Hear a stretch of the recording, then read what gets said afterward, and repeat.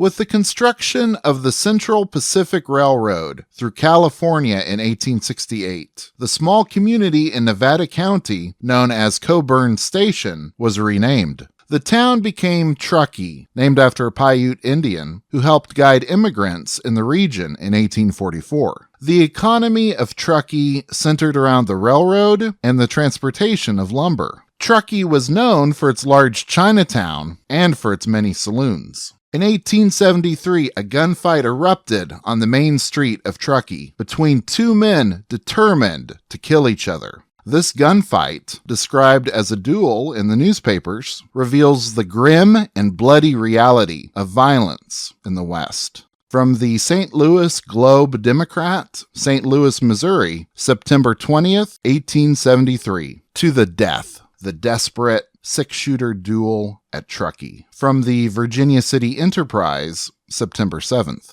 At Truckee City on the Central Pacific Railroad, there occurred, about 9 o'clock night before last, a most terrible impromptu six-shooter duel between Andy Fugit, a carpenter, and Jack White, a miner, resulting in the almost instant killing of Fugit and the mortal wounding of White. It is said that there existed between the two men an old grudge. Also, that there had been some recent trouble, growing out of a door having been kicked in by White, though some assert that this last quarrel had been settled. 2 or 3 days ago, it is reported, the two men met on the depot grounds, when Fugit said to White that they might as well settle their trouble then and there. "Draw and defend yourself," said Fugit. White said he was not armed, when Fugit told him he believed him a liar. The men separated. But it would seem that the understanding was that the fight would take place the first time they met. Night before last, it would appear, was their first meeting after that at the depot grounds. The men came together at the corner of Main Street and a little alley running up into the Chinese quarter of the town, just in front of Burkhalter's store, when the battle opened. There were several persons in the neighborhood, but no one who saw the shooting could tell which man fired the first shot. Fugit is said to have come down the alley leading from Chinatown when he was met by White, who was passing along the sidewalk. Instantly, the shooting began, Fugit placing himself behind an awning post at the corner of the street and alley, and White standing on the sidewalk. The firing is said to have been very rapid, so rapid indeed that many who heard it were of the opinion that more than two men were engaged in the shooting. The majority of those who were in the vicinity when the shooting began ran away as fast as their legs could carry them, but 2 or 3 men who sought shelter in the iron doorways of Burkhalter's store stood their ground and witnessed the whole battle. White fell first, and striking upon the edge of the sidewalk, rolled into a gutter about 18 inches in depth. Almost the same instant, Fugit fell, seemingly from the effect of White's last shot, rolling into the same gutter in which White was lying, and at no great distance from him. Between the two men lay a bundle of gunny sacks, owing to the presence of which they were unable to see each other. Fugit now began crawling for White, who lay in the gutter, unable to rise. He dragged himself along the gutter until he reached the gunny sacks. He climbed up on these till he could see his mortal enemy, when he fired at him his 2 remaining shots. White aroused himself and by great effort raised his pistol and fired his last shot, which rolled Fugit from his position on the sacks and ended the desperate and bloody fight. When the firing ceased and only groans were to be heard, the citizens rapidly collected, and soon a great crowd was on the bloody battlefield. The bleeding and groaning men were carried to where they could be cared for. Fugit, however, was in a dying condition when taken up,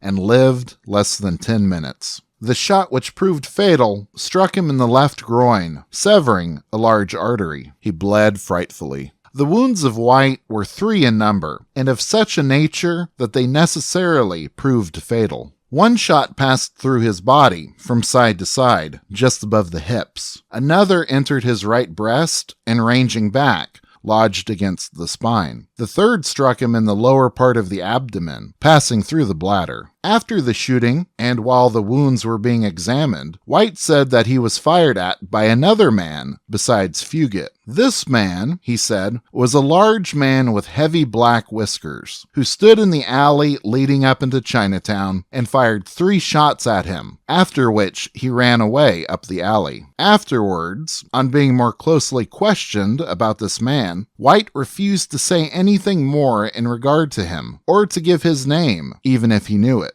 Many persons who were in the neighborhood at the time of the shooting are quite certain that more than 2 men were engaged in it. They say that it seems almost impossible that 2 men, armed with common 6-shooters, could have done such rapid firing, and when the men were taken up and the pistols examined, there was a general expression of surprise on seeing that they were not self-cockers. Jack White would die from his wounds at 7:30 in the morning.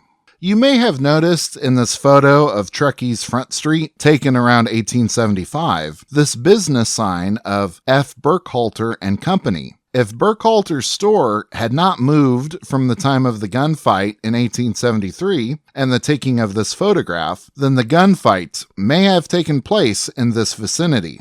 There are a lot of questions concerning the shootout. Who were Andrew Fugit and Jack White? Why did they want to kill each other? Who was the large man with heavy black whiskers? Thankfully, we have some answers. Andrew Fugit was described in the article as a carpenter, and Jack White was described as a miner. Other accounts said both of them were gamblers. So we know their day jobs and what they did with their money in their spare time. Fugit was described as a Frenchman, and according to an article in March of 1873, was no stranger to violent altercations.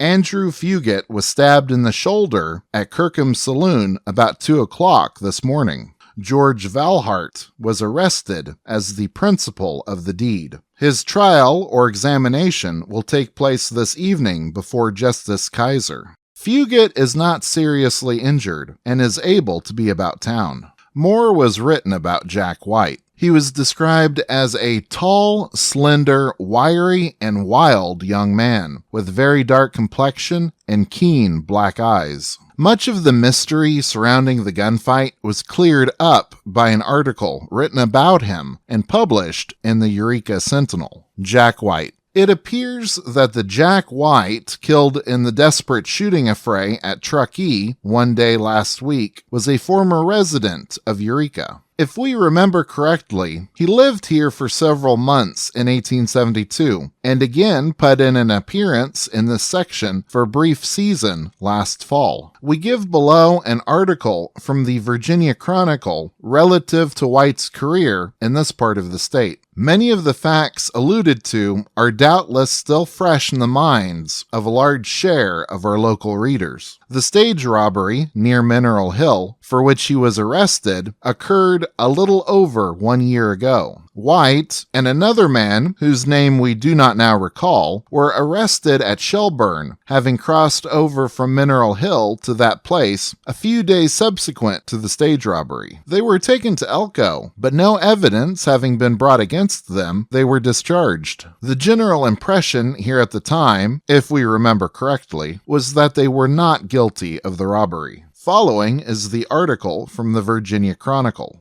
From an intimate friend and old associate of Jack White, who was killed in a fight with Andy Fugit at Truckee on Friday evening last, we learn the following.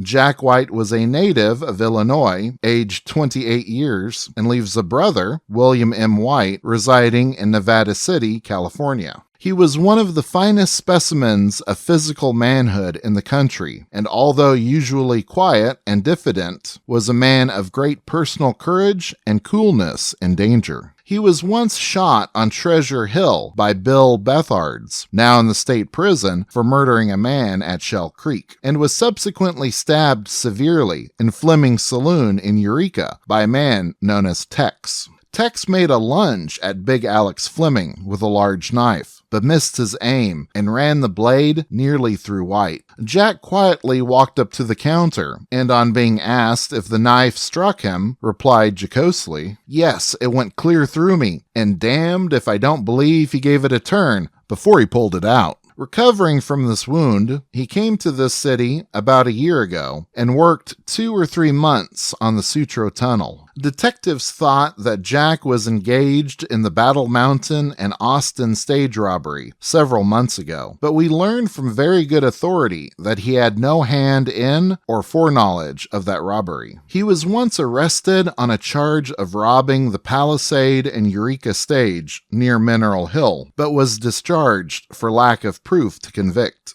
His most intimate friends, however, are certain that he committed the robbery with which he was charged, he having been assisted by another man who was arrested, tried, and acquitted with him. The immediate cause of the difficulty between White and Fugit was this. The latter owned several houses in Truckee, one of which was rented to a woman of the town known as Jenny Williams. White had been in the habit of calling on her, and on calling there a few nights since, found the door locked when he kicked it in. The large man with heavy black whiskers, who stood in the alley and fired 3 shots at White while the latter was shooting with Andy Fugit, is supposed to have been a man who had some claims upon the woman whose door had been kicked in. Jack White died at 7:30 Saturday morning, having lived 10 hours after being shot. With these articles, we have a clearer picture of the 2 men involved in the shootout. Andy Fugit was a French carpenter and landlord, angry that one of his houses received damage and one of his tenants was harassed. Jack White, a miner and possible stagecoach robber, was not the type of man to back down from a fight. The man with the heavy black whiskers was someone who cared for the prostitute Jenny Williams and was motivated to seek vengeance upon Jack White. According to the first article, it was Fugit who was the aggressor, challenging White to a shootout when the 2 men met at the depot. But we have to hand it to Fugit that he did not murder Jack White right there and then, and agreed to allow White to arm himself. It is interesting that both Andy Fugit and Jack White had survived being stabbed, only to die at each other's hands. The newspapers called it the desperate 6-shooter duel at Truckee, but it was a duel with no winners. The names of Andy Fugit and Jack White were forgotten to history, their story just another example of what could happen in the Old West.